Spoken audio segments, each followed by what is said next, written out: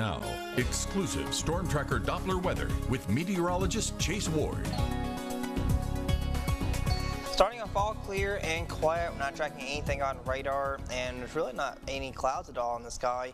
Temperatures have been allowed to drop to lower 70s thanks to these clear conditions. Dew points are also lower 70s and some places upper 60s as a result of that wind staying northerly and that dry air has been kind of sinking in from the north. Looking at the Doppler radar at 6:15, not tracking anything ongoing in our area. Looking live at the Tower Place Tower camera in Monroe, and as you can see, sun's not up yet, but like I said, it doesn't feel too bad there with these temperatures as low as they've started. We're currently at 76 degrees at the Monroe Airport. Winds are calm, dew point right at 73. For the outdoor forecast, we are expecting the temperatures to warm up quickly though, hitting near 90 by 10 o'clock, and then at lunchtime upper 90s, and the excessive heat continues this afternoon as we approach triple digits for the temperature, as we did hit 100 for Monroe's high yesterday afternoon.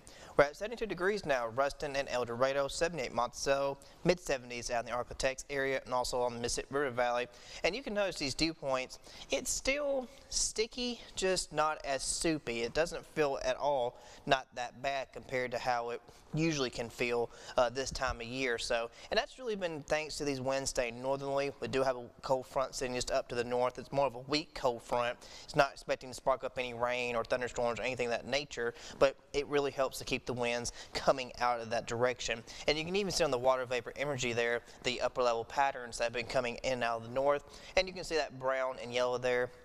That indicates dry air that has been allowed to settle into place. Now, just looking off to the east, we've been talking about it a while, but it's still been causing a lot of havoc, and it's not that far away, honestly. Tropical storm Debbie, max winds 45 miles per hour, kind of moved off the coast of Georgia and now just off the coast of South Carolina near Charleston. Still expected to kind of hover around for the next day or two as it continues to dump a lot of rainfall, and it could still potentially spawn a couple more tornadoes as it has been doing lately. And then it will move up to the north, becoming a tropical depression and then a post-tropical system by the time it makes up towards Pennsylvania and New York and up towards the New England area by Friday through Saturday.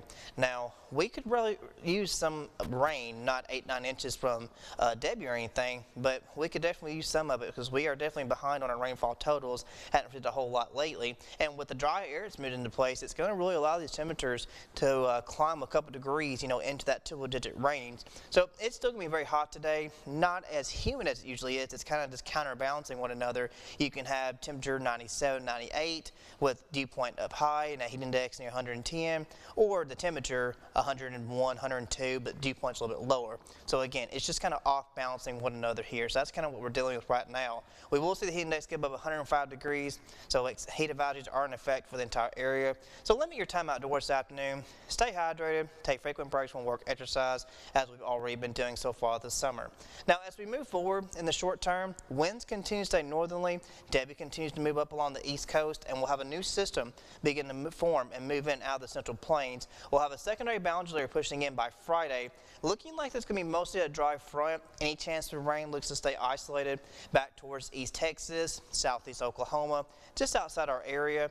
We could use some of it. We'll kind of take what we can get if we can get some. Rain tend to stay between 5-10% at best over the weekend and going into next week. We're expecting to have 101 degrees this afternoon. Tonight will fall to the mid-70s, and we will continue to watch temperatures drop off. It's still going to be warm this weekend, lower 90s, more seasonal, but we'll take that over triple digits. However, these temperatures are expected to rebound next Monday and Tuesday.